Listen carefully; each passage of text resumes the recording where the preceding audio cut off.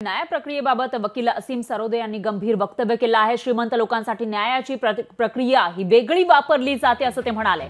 वेगळी प्रक्रिया वापरल्याने गरिबांच्या न्यायावर विश्वास बसत नाही असंही सरोदे यांनी म्हटलेलं आहे।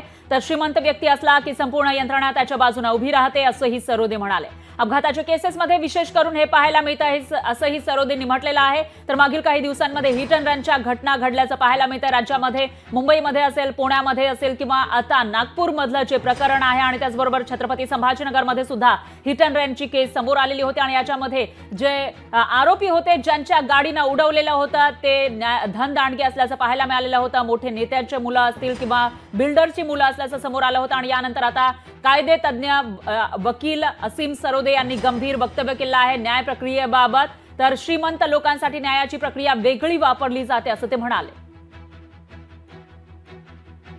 समानांसाठी समान न्याय आहे, परंतु काही लोकांसाठी अतिसमानता आहे आणि केवळ अपघाताच्याच केसेसमध्ये नाही तर नेहमीच आपल्याला हे बघण्यात येते की श्रीमंत लोकांसाठी न्यायाची प्रक्रिया वेगळी वापरली जाते, पोलिसांची प्रक्रिया वेगळी वापरली जाते आणि त्यामुळे न्यायावर गरिबांचा, सामान्य माणसांचा, मध्यमवर्गीयांचा विश्वास बसत नाही।